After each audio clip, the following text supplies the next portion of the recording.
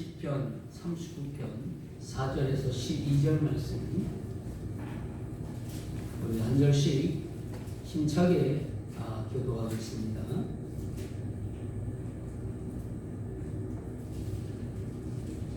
페이지 수로 829페이지. 여호와여, 나의 종말과 연한이 언제까지인지 알게 하사 내가 나의 연약함을 알게 하소서.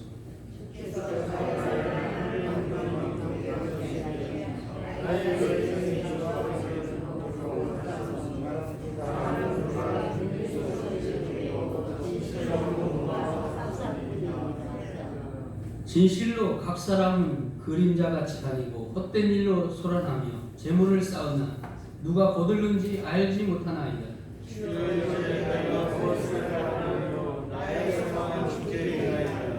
나를 모든 죄에서 건지시며 우매한 자에게서 욕을 당하지 아니하게 하소서. 내가 잠잠하고 일을 지혜하며 주께서 이를 하시나이다. 주의 징벌을 나에게서 옮기소서. 주의 손이 치심으로 내가 세망하였나이다. 주께서 죄악을 책망하사 사람을 징계하실 때에 그 영화를 종목을 같이 소멸하게 하시니 참으로 인생이나 모두 헛될 뿐이다. 함께합니다. 여호와여, 나의 기도를 들으시며 나의 부르짖음에 귀를 기울이소서. 내가 눈물을 흘릴 때에 잠잠하지 마옵소서. 나는 주와 함께 있는 아들이며 나의 모든 조상들처럼 떠도나이다. 아멘. 할렐루야. 일주일 동안 잘 지내셨습니까? 우리 김학인 우리 집사님 이렇게 다리가 많이 상하시고 꼬매셨는데도 이렇게 아픈 가운데서도 이렇게 함께 어르신이 이렇게 예배 나오게 하심을 감사드립니다. 이 예배는 우리가 하나님 앞에 드려지는 예배이기 때문에 생명같이 여겨야 됩니다. 오늘 말씀이 우리의 인생의 그 허무한 그런 모든 인생들의 삶을 이 다윗이 고백하는데 하나님의 한 병밖에 안 되는 우리의 인생이라는 사실을 기억할 수 있기를 바랍니다. 그래서 우리가 이 예배를 잘 감당하여 하나님의 은혜를 누리는 저와 여러분들 되기를 주님의 이름으로 소망합니다. 우리 옆 사람과 함께 인사 나누겠습니다. 잘 지내셨습니까? 즐거운 명절 되십시오라고 인사하십시오. 네, 감사합니다. 네. 여러분, 이제 설 명절이 얼마 남지 않았습니다. 많은 사람들이 지금 분주한 가운데 있어요. 교회도 엄청 분주하고 그런 가운데 있는데, 이런 가운데서 우리가 생각해 볼 것은 하나님께서 우리들의 삶을 인도해 가시는데 우리의 그런 그 인생의 삶 속에서 과연 어떤 것이 바람직하신가라는 것을 오늘 말씀 속에서 잘 나타내 주고 있습니다. 우리는 설 명절을 지내면서 여러분 이 고향을 찾아가기도 하고 또한 조상의 무덤을 찾아가서 이 성묘를 하기도 합니다. 설 명절을 통해서 우리가 느끼는 감회는 인생의 그런 허무함과 무상함을 우리가 실감날 수 있는 그런 시기다라고도 말씀을 드릴 수가 있습니다. 우리의 부모님이 세상을 떠나셨든지 생존에 계신다 하더라도 이 살아계신 그런 모습을 우리가 보면서 인생이 늙어가고 있다는 사실에 대해서 눈으로 우리가 보았을 것입니다. 그리고 제가 어저께 문자들을 보내드렸는데 그 문자 속에서도 우리의 인생의 그런 삶을 느껴볼 수가 있는 것입니다. 근데 문자를 보내면 답장만 해줘요. 뭐 고맙다라든지 감사하든지 땡큐라든지 예스라든지 그 말만 쓰면 되는데 안 해주시네. 딱 한 분 계셔요. 우리 새신자 되시는 우리 집사 성도님은 제가 문자를 보내면 꼭 답장을 보내주십니다. 딱 한 분 계시는데 여러분들 목사가 섭섭해요. 문자 보시고 좋은 말씀이니까 답장 보내주세요. 여러분 우리가 살아가는 그 인생이 늙어가고 있다는 사실에 대해서 우리가 실감날 것입니다. 그러므로 여러분, 인간이 산다는 것은 참으로 허무한 것이구나 라는 것을 느끼게 되는 것이에요. 저는 사실 우리 부모님들을 이렇게 바라보면서 또 연세 드신 분들을 바라보면서 그런 생각들을 많이 해요. 그래서 사실적으로 연세 드신 분들을 위해서 좀 기도를 많이 하는 편이에요. 근데 그분들을 바라보면서 참 인생이라는 것이 길지가 않은데 우리가 그냥 이 땅에서 그냥 애걸복걸하면서 눈치 뿌리면서 살아갈 수 있는 그런 모습들이 너무나 허무하지 않은가. 사랑하며 살면서도 얼마 못 사는 우리 인생들인데 왜 그래야 되나 라는 그런 생각들을 좀 해보게 됩니다. 여러분, 오늘 이 다윗은 이 인생의 허무함을 고백한 시를 우리에게 알려주고 있어요. 그리고 그의 아들 솔로몬도 인생을 헛되고 헛되며 헛되고 헛되니 모든 것이 헛되다라고 말을 하고 있습니다. 그리고 고백합니다. 사람이 지혜롭게 살려면 여러분, 세 가지를 알아야 된다는 것이에요. 그것이 세상의 지혜가 아니라 하나님이 말씀하시는 그 지혜를 우리가 세 가지를 알고 살아가야 된다는 것이에요. 먼저는 종말을 알아야 됩니다. 제가 새벽 예배 시간에 구체적인 그 말씀은 전하지 않지만 요한계시록을 지금 후반부로 이렇게 들어가면서 이 주님의 그 가까이 오심을 말씀을 같이 나누고 계시의 말씀을 우리가 묵상하고 있습니다. 근데 우리가 제일 먼저 알아야 될 것은 여러분, 종말을 알아야 된다는 것이에요. 천년 만년 우리가 누릴 것 같지만 우리는 80에서 90 사이를 넘길 수가 없어요. 뭐 100살까지 사시는 분들도 계시겠지만 그것은 뭐 100만 분의 1밖에 안 되는 것이죠. 그죠? 그래서 우리는 먼저 종말을 알아야 된다는 것이죠. 시편 39편 4절 말씀을 보게 되면 오늘 여호와여 나의 종말과 연한의 어떠함을 알게 하사 나로 나의 연약함을 알게 하소서. 나의 연약함을 하나님 알게 하여 주시옵소서. 이 종말은 여러분 죽는 날이라는 사실이에요. 그리고 인생이 끝나는 날이에요. 이 세상을 떠나는 날이에요. 그리고 반드시 사람은 죽는 날이 온다는 사실입니다. 나는 반드시 주님 부르실 때까지 산다고 하신 분들 손 들어보셔요. 김영우 씨는 손 들다가 말하셨어? 네. 반드시 여러분, 사람은 한 번은 죽습니다. 그리고 자기 죽음을 알고 산다는 것은 여러분 놀라운 지혜다라고 성경에서는 말씀하고 있어요. 왜냐? 자기 종말을 안다는 사람은 그 종말을 대비해서 어떠한 삶을 살아가야 되는 것을 말씀 속에서 깨닫기 때문이에요. 그리고 그 말씀대로 순종하며 살아가기 때문이에요. 그래서 언젠가 나는 이 세상을 떠난다. 언젠가 나는 이 세상을 영원히 살 것이다. 라는 것이 아니라 언젠가 나는 이 세상을 떠난다. 우리 한번 같이 한번 해볼까요? 언젠가 나는 이 세상을 떠난다.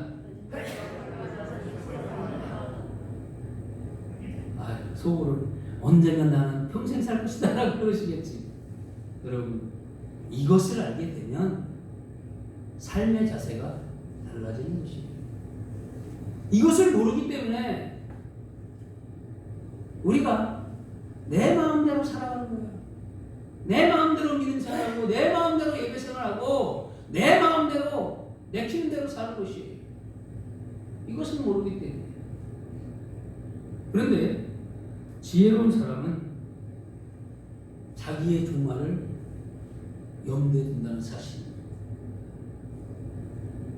그래서 이렇게 지혜로운 자가 삶의 자세를 분별력 있게 할 수 있다는 사실입니다.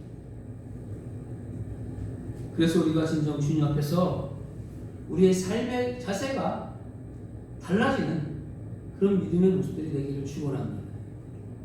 또한 두 번째로 사람이 지혜롭게 살려면 자기 나이를 알아야 됩니다.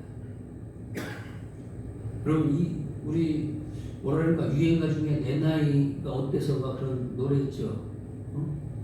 자기 나이를 알아야 된다는 것입니다. 내 나이가 어때서 그거 아니에요. 자기 나이를 알아야 돼요. 그리고 자기 나이에 맞게끔 살아가야 돼요. 인생을. 그리고 준비한 그런 모습으로 살아야 돼요. 오늘 성경 말씀에서는 연한의 어떠함이라는 단어가 있습니다. 연한이라는 것은 나이에 이 나이를 말하는 것인데 얼마나 더 살 것인지 알려주십시오라고 다윗은 고백하고 있는 것입니다. 나의 사는 날을 알려주소서라고 이렇게 하나님 앞에 묻고 있는 것이에요. 우리의 사는 날은 여러분 길지가 않습니다. 짧습니다. 얼마쯤 살았으면 또 얼마나 살 것인가를 아는 지혜로운 사람은 자기 사는 날을 헤아리게 된다는 것입니다. 이제 목요일부터 이제 구정 명절이 시작되는데 이번에는 이 코로나19로 말미암아서 5인 이상은 모일 수가 없어요. 그죠? 그래서 우리가 이 명절을 당해서 우리의 삶의 그 나이를 알아봐야 된다는 것입니다. 얼마쯤 살았으면 또 얼마나 살 것인가를 아는 지혜로운 사람은 자기 사는 날을 헤아리게 된다는 것이에요. 그래서 시편 90편 12절 말씀을 보게 되면 우리에게 우리날 계수함을 가르치사 지혜의 마음을 얻게 하소서라고 말씀하고 있습니다. 아주 중요한 말씀입니다. 그냥 사는 게 아니에요. 우리에게 우리날 계수함을 가르치사 지혜의 마음을 얻게 하소서. 그럼 우리가 지금까지 살아온 그런 생애와 미래에 살아갈 날들을 헤아려보는 것이 바로 지혜로운 그런 삶이라는 것입니다. 그런 하나님의 백성들이, 성도들이 허무한 인생을 살지 않는다는 사실입니다. 근데 세상의 사람들은 그런 것을 모르기 때문에 허무한 인생을 사는 것이에요.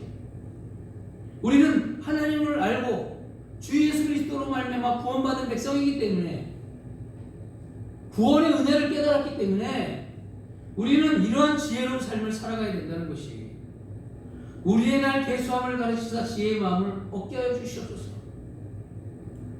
그래서 하나님 앞에서 우리의 생애와 미래에 대해서 한 번 더 되돌아볼 수 있는 그런 이런 시간들이 되기를 바랍니다. 또한 우리가 진정 하나님 앞에서 셋째는 나의 연약함을 알아야 된다는 것이죠. 나의 연약함을 깨달아야 된다는 것입니다. 하나님 앞에서 우리의 연약함을 알지 못한다면 교만해질 수가 있고 완악해질 수가 있고 패역한 그런 모습으로 설 수밖에 없는 거예요. 그런데 나의 연약함을 알게 된다면 하나님 앞에서 진정한 그런 말씀 중심으로 하나님 중심으로 살아갈 수가 있는 것이에요. 왜? 내가 연약하기 때문에 전능하신 하나님을 의지할 수밖에 없다는 것이에요. 그 하나님을 의지하지 않다면 나는 아직도 나의 연약함을 깨닫지 못하고 살아가는 것입니다. 사도 바울은 유능한 자예요. 이 세상에서 누릴 것을 다 누린 사람이 사도 바울이에요.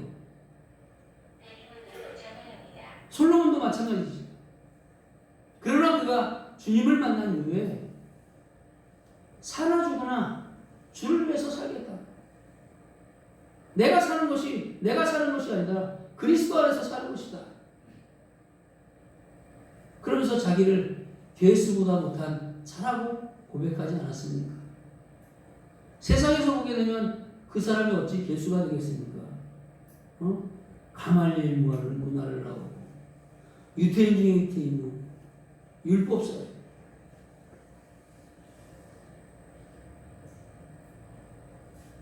로마의 시민권을 가진 자, 권력층에 있는 자는 것이 로마 시민권을 가진 자라는 것입니다. 그런 능력을 가졌지만 주님을 만난 이후에 그는 자기의 연약함을 아는 그런 하나님의 사람으로 변했다는 것이에요. 저와 여러분들도 마찬가지입니다. 주님을 모를 때는 그건 얘기할 필요가 없는 거죠. 내 멋대로 인생이니까. 그러나 주님을 만난 우리 그리스도인들은, 하나님의 사람들은 나의 연약함을 깨달아야 돼요. 나의 부족함을 깨달아야 해요. 그래야지 우리가 오만한 자리에 서지 않는 것이에요. 여러분, 연약함을 안다는 것은 인간이 허무하다는 사실을 아는 것입니다. 나의 일생이 얼마나 덧없이 지나가는 것인가를 말씀해 주십시오라고 다윗은 말하고 있습니다. 인간의 연약함에 대해서 5절과 6절에 이렇게 표현하고 있는데, 우리 다 같이 한번 5절과 6절 함께 우리 같이 합독해 보겠습니다. 5절과 6절 말씀. 주께서 나의 날을 한 뼘 길이만큼 되게 하시며 나의 일생이 주 앞에는 없는 것 같사오나 사람은 그가 든든히 서 있는 때에도 진실로 모두가 허사뿐이니이다. 진실로 각 사람은 그림자같이 다니고 헛된 일로 쏠아나며 재물을 쌓으나 누가 거둘는지 알지 못하나이다. 아멘. 주께서 나를 한 뼘 길이만큼도 어떻게 해요? 뭐라 그랬어요? 되게 하시냐라고 말씀하고 있지 않습니까? 이게 뭐냐면, 이 말씀을 우리가 표준 세번역으로 제가 한번 읽어보겠습니다. 세번역 성경으로 읽어보겠는데, 주께서 나에게 한 뼘 길이밖에 안 되는 날을 주셨으니 내 일생이 주님 앞에서는 없는 것이나 같습니다. 진실로 모든 것은 헛되고 살아있는 사람일지라도 한낱 입김에 지나지 않으니 걸어다닌다 하지만 그 한 평생이 실로 한 오락이 그림자일 뿐이 재산을 늘리는 일조차도 다 허사이니 장차 그것을 거둬들일 사람이 누구일지는 아무도 모르는 일입니다. 라고 이렇게 해설을 하게 되는 이런 말씀이란 것이에요. 여러분, 성도 여러분, 인간이 산다는 것은 그 자체가 다 그림자 같은 것이에요. 우리의 사는 날은 한 뼘 짧은 것이라고 다윗은 고백합니다. 이 말씀은 인생의 허무함을 잘 묘사한 솔로몬 왕은 인생의 헛됨을 바람을 잡으려는 것이다라고 했어요. 인생의 헛됨이 바람을 잡으려는 것이다. 여러분, 바람 잡아봤어요? 못 잡아요. 그것이 우리의 인생이라는 것이에요. 그래서 전도서 1장 14절 말씀해 보게 되면 내가 해 아래서 행하는 모든 일을 본즉 다 헛되어 바람을 잡으려는 것입니다. 여러분, 이 바람을 잡는다는 이 말은 전도서에 10번이나 기록되어 있습니다. 그리고 사람이 산다는 것이 바람을 잡는 것과 같다. 이 바람을 손에 잡을 수 있는 사람은 한 사람도 없습니다. 못 잡습니다. 바람을 잡을 수 없음에도 불구하고 많은 사람들이 세상의 그런 욕망과 욕심, 나의 욕구를 채우기 위해서 바람을 잡는 것처럼 헛되게 살고 있다고 말씀하고 있는 것이에요. 솔로몬은 다윗 왕의 아들로 인간의 부귀영화를 한 몸에 누린 사람입니다. 그는 눈으로 본 것을 가졌으며 입으로 먹고 싶은 것을 다 먹었으며 몸에 입고 싶은 것은 다 입어본 사람이 솔로몬이에요. 그가 가지고 싶은 것을 다 가졌어요. 인생으로서 그의 영화는 전무후무한 것이었어요. 아무도 그와 같은 생의 향락을 누려본 사람이 없습니다. 아무도 그와 같은 생의 향락을 누려본 사람이 없는데, 그런데 그런 인생을 살았음에도 불구하고 그가 한 말은 헛되고 헛되며 헛되고 헛되니 모든 것이 헛되도다. 사람이 해 아래서 수고하는 모든 수고가 자기에게 무엇이 유익한고 한 세대는 가고 한 세대는 오대 땅은 영원히 있도다. 라고 전도서 1장 2절과 4절에 말씀하고 있는 것입니다. 그런데 우리는 헛되지 않다고 생각하잖아요. 그죠? 헛되지 않아요. 그러나 하나님의 말씀은 그 인생의 삶은 헛되고 헛되다라고 말씀하고 있는 것이에요. 솔로몬은 왜 해 아래서 사는 동안 인간이 하는 모든 일을 바람을 잡으려는 것이라고 이렇게 말을 했을까요? 그것은 먼저 인생이 바람처럼 사라진다는 것이에요.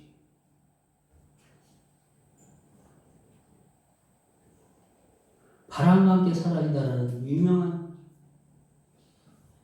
소설이 있죠. 그죠? 누구예요?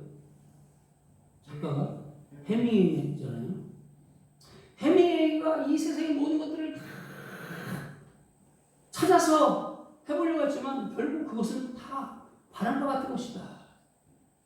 그래서 바람과 함께 사라진다. 라고 이렇게 말을 하고 있는 것이에요. 주께서 나의 날을 손 넓이만큼 되게 하시며 나의 일생이 주의 앞에는 없는 것 같다라고 이렇게 5절에 말씀하면서 이것은 인생의 짧음과 허물을 말하는 것이다 라고 우리가 바라봐야 됩니다. 바람처럼 사라지는 이 세월을 여러분 막을 길이 없습니다.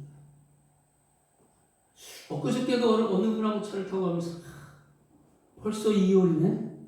벌써 10일이 지났네? 벌써 2021년도 2달이 중반이 다 돼가네?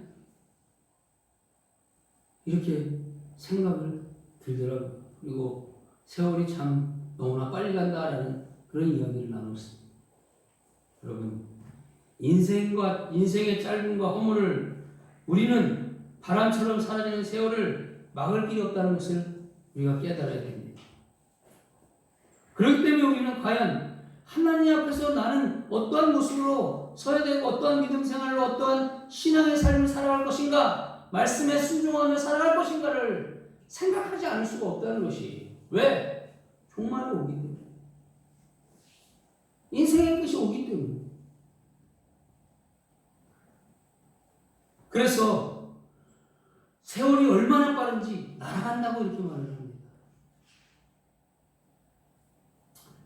시편 90편 9절과 10절 말씀을 보게 되면 우리의 모든 날이 주의 분노 중에 지나가며 우리의 평생이 일시간에 다 하였나이다. 우리의 연수가 70이요 강건하면 80이라도 그 연수의 자랑은 수고와 슬픔뿐이요 신속기간이 우리가 날아가나이다 하고 고백하고 있습니다. 여러분, 우리의 인생은 실로 어때요? 날이 짧아요. 길은 것 같으면서도 날이 짧아요. 그리고 덧없이 갈 뿐이라는 사실입니다. 그래서 옛 시인은 이런 시를 썼는데 내 청춘 누구 주고 네 백발 가져오고 백발이 오고 가는 길 알았던들 막을 것을 알고도 못 막는 길이니 그를 서로 하노라라는 시인은 이렇게 글을 썼다고 합니다. 야고보 사도는 야고보 4장 10절 말씀에 이 인생에 대해서 내 일을 너희가 알지 못하는도다. 너희 생명이 무엇이뇨? 너희는 잠깐 보이다가 없어지는 무엇과 같다? 안개와도 같다라고 말씀하고 있어요. 아침에 그냥 뽀얗게 이 창문을 깔아보면 그냥 뽀얗게 여기 안개가 쫙 저 산을 덮쳐서 있어요. 그런데 그 어느 순간 이 안개가 없어집니다. 우리의 인생이 그렇다는 것이죠. 그런데 이런 안개와 같은 그 인생 속에서 과연 우리 그리스도인들은 믿음으로 살아가야 되지 않겠습니까? 하나님 바라보며 살아가야 되고 하나님 경외하는 일에 우리가 최선을 다해야 된다고 생각하지 않습니까? 왜? 반드시 종말이 오고 우리의 연수가 짧기 때문에 하나님 앞에 섭니다. 하나님 앞에 섰을 때 우리는 과연 어떻습니까? 이것을 우리가 이 명절을 맞이해서 한번 생각해 볼 수 있기를 주님의 이름으로 축원합니다. 세상의 모든 것은 여러분 지나갑니다. 우리의 인생이 한때 아름다운 들의꽃처럼 시든다는 것이 이것을 우리가 실감해야 된다는 것이. 제가 헬몬산 가까이 갔어요. 성지순례 가가지고 헬몬산 가까이 가면 그 길가에 하얀 이 백합화가 요만한 꽃들이 쫙 이렇게 있습니다. 그리고 헬몬산 가까이 가면 바람이 많이 붑니다. 온도 차이가 있기 때문에. 그런데 그것이 막 이렇게 갈대같이 흔들립니다. 우리 저기 보게 되면 이 토끼풀 보면 그 꽃이 막 이렇게 뭉쳐서 피잖아요. 이 백합화 고만한 꽃 크기도 고만한데 그렇게 핍니다. 그런데 이것이 금방 시들어 버린다는 것이. 그래서 우리 인생이 한때 아름다운 들의 꽃처럼 백합화처럼 시든다는 것이. 이것을 우리가 실감해야 된다는 사실이에요. 한때 아름다웠던 사람들은 자기 자신이 늙어가는 아쉬워하고 있습니다. 늙음이라는 것이 그렇습니다. 인간은 바람처럼 흔들리는 존재로 살아갈 수밖에 없는 존재예요. 그래서 이 세상 어느 것도 여러분 든든한 것이 없어요. 여러분 지진이 나면 그 큰 건물들도 빌딩들도 무너지게 돼 있는 거예요. 정권도 무너지게 돼 있는 거예요. 때가 되면 청춘도 내놓아야 합니다. 건강도 무너지는 것이에요. 명예도 빼앗기는 것이에요. 이 세상의 것은 든든한 것이 없어요. 이 세상에 믿을 것은 아무것도 없다는 것이에요. 그렇다고 흥청망청 살아가는 것은 아닙니다. 성경은 그렇게 말씀하지 않는 것이에요. 여러분 다시 한번 언급하지만 이 솔로몬처럼 영광을 다 누린 사람은 없습니다. 그런데 솔로몬은 이것이 잘 산 것이라고 우리에게 경고하고 있습니다. 만물의 피곤함을 사람이 말로 다 할 수 없나니 눈은 보아도 족함이 없고 귀는 들어도 차지 아니하는도다. 우리 사람의 눈이 제일 높대요, 여러분. 그래서 보면 볼수록 높아진대요, 눈이. 끝이 없대요. 그렇지 않습니까? 귀는 들어도 차지 않는다라고 말씀하고 있어요. 우리 인간의 욕망을 말씀하고 있는 것이에요. 눈으로 보아도 만족함이 없다는 것이죠. 귀로 들어서 만족함이 없다는 것이에요. 눈으로 보아서 만족하는 것이 없고 귀로 들어서 만족한 것이 없는데 여러분 쉬운 예로 예쁜 여자라고 다 만족하는 사람이 있습니까? 아니잖아요. 오늘 우리는 분명히 알아야 됩니다. 무엇을 알아야 되냐면 우리가 이 땅에서 어떤 것을 갖고 살아도 만족함이 없다는 것이에요. 자동차를 갖고 타도 그것이 그것이고 옷을 갖고 입어도 그것이 그것이에요. 여러분 그래서 시편 39편 오늘 7절 말씀에 보게 되면 주여 내가 무엇을 바라리요? 나의 소망은 세상에 있습니다. 가 아니라 주께 하나님 앞에 있나이다라고 다윗은 고백하고 있어요. 여러분 이런 고백이 우리에게 있어야 된다는 것이에요. 이러한 믿음의 고백이 하나님의 사람들이라면 예수의 사람들이라면 그리스도인들이라고 하면 이런 고백이 있어야 된다는 것이에요. 이것은 다시 말하면 그러나 나의 주여 이제 무엇을 바라고 살리까? 당신 외에는 누구를 믿으리까? 내 사랑은 여인을 보고 당신 외에는 누구를 믿으리까? 세상에 하나뿐이 없는 당신 그 사람만 바라보고 살면 안 된다는 것이 여러분 우리의 소망은 하나님 앞에 있습니다. 당신 외에 또 누구를 믿으리까? 주님 외에 누구를 믿으리까? 하나님 외에 누구를 믿으며 살겠습니까? 예수 그리스도로 하나님으로 만족하는 삶이 복된 삶을 믿으시기를 바랍니다. 이 세상은 어느 것으로도 여러분 만족할 수가 없어요. 많은 사람들이 돈이 있어야 한다고 말합니다. 그러나 돈이 가지고 있는 것도 한계가 있다는 것입니다. 돈 많이 벌어야 되죠. 돈 하고 돌아버리는 거예요. 돌아버려서 문제가 되고 살인사건이 나고 그러는 것이. 돈으로 옷을 살 수 있습니다. 그러나 여러분, 하나님이 주시는 인격과 교양은 돈으로 못 사는 것이, 말씀으로, 믿음으로 사는 것이. 돈으로 음식을 살 수는 있습니다.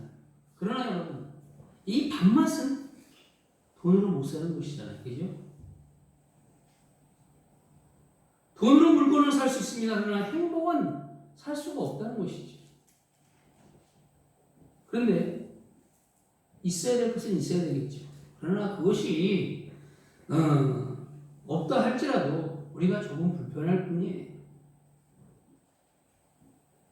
여러분, 우리가 하나님의 말씀 앞에서 우리가 이 땅에 살면서 어디에 살든지 인간의 문제는 하나님을 모시고 하나님의 행복을 담았느냐 하는 것이, 이것을 우리 하나님의 백성들은 간직하며 살아야 됩니다.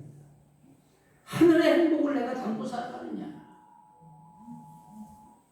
이 세상 어느 것도 만족할 수 없는 것이 인생인데, 오직 인생은 하나님 우리 주님 한 분만으로 만족할 수 있어야 합니다. 여러분, 인생이라는 것은 모두 목마른 존재밖에 될 수가 없어요. 우리 인생은 헛된 일에 헤매다가 목마르고 갈증나고 바람을 잡는 것처럼 헤매다가 결국에 가서는 죽는 것이에요. 그래서 예레미야 2장 13절 말씀해 보게 되면, 내 백성이 두 가지 악을 행하였나니, 두 가지 악을 행하였나니 곧 생수에 그는 데는 나를 버린 것과 영원한 생수인 예수 그리스도 하나님을 버린 것과 스스로 웅덩이를 판 것인데 그것은 물을 저축지 못할 터진 웅덩이니라. 하나님의 은혜 아래 살지 못한 그런 터진 웅덩이다 라고 말씀하고 있는 것이에요. 여러분, 터진 웅덩이는 만족할 수가 없습니다. 이와 같이 우리의 심령이 터졌습니다. 뭘로? 죄로 터졌어요. 욕심으로 터졌어요. 그래서 만족할 수가 없습니다. 아무리 집어넣어도 만족할 수가 없는 것이에요. 그래서 이 파스칼은 이렇게 말을 했어요. 우리 중심에 한 공백을 두었나니 그 공백에 하나님이 계실 때까지, 누가 계실 때까지요? 하나님이 그 공백을 채우실 때까지 인간은 만족할 수가 없다라고 파스칼은 이 말을 하였어요. 유명한 말을 했어요. 우리 중심에 한 공백은 하나님이 앉을 자리가 있어야 됩니다. 여러분들 중심에 하나님이 앉아 계셔야 돼요. 성령님이 앉아 계셔야 되고 예수 그리스도가 앉아 계셔야 돼요.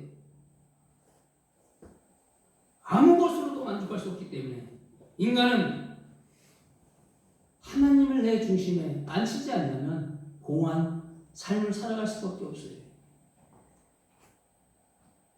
아무 것으로도 만족할 수 없기 때문에 인간은 공허한데, 그러므로 사랑하는 성도 여러분, 우리 모두 주 안에서 예수 그리스도의 구원의 은혜로 만족하는 저와 여러분들이 되시기 바랍니다.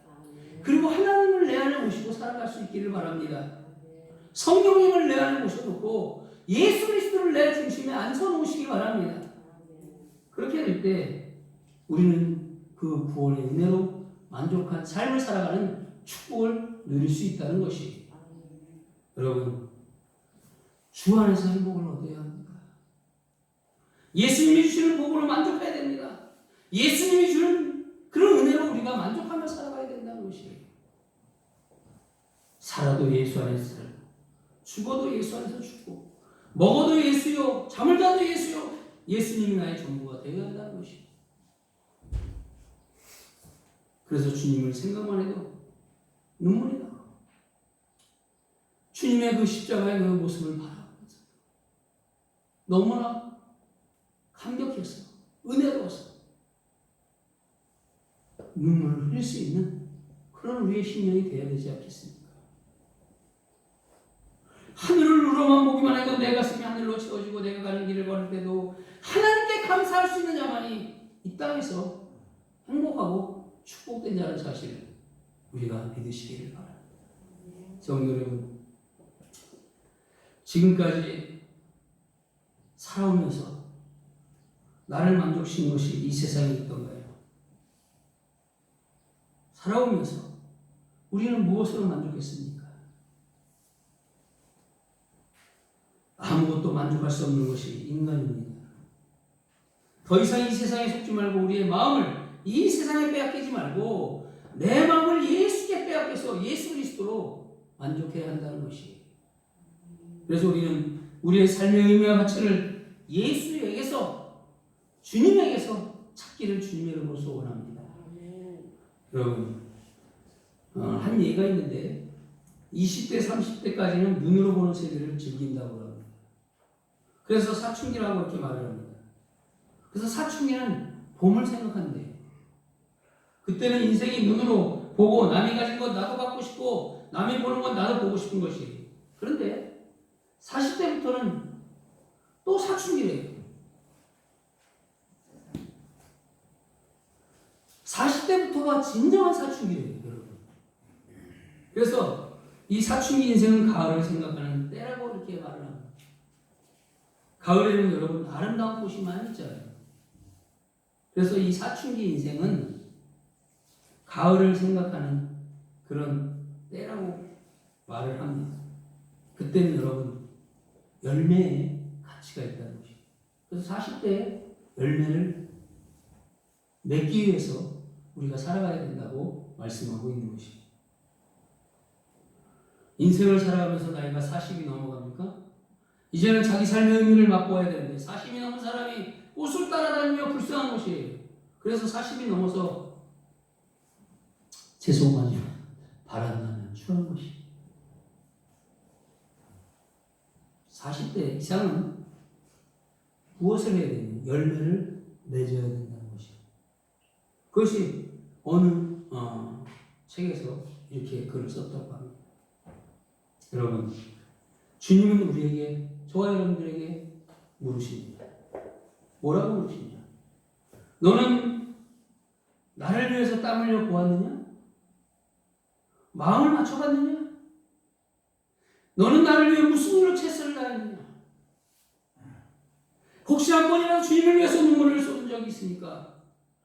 한매 좋은 때는 있었겠죠. 서러울 때는 있었겠죠. 그러나 주님이 주신 은혜에 감격해서 가슴에서 눈물을 쏟은 적이 우리에게 있어야 된다는 것이. 아니면 내게 있는 것을 아낌없이 쏟아 바쳐본 적이 있습니까? 누구를 위해서? 하나님을 위해서, 주님을 위해서, 교회를 위해서. 주님을 위해서 내가 죽고 싶은 감동이 오는 때가 있었습니까? 내가 숭배하지 않은 마음이 우러날 때가 있었습니까? 누구를 위해서? 주님과 교회를 위해서.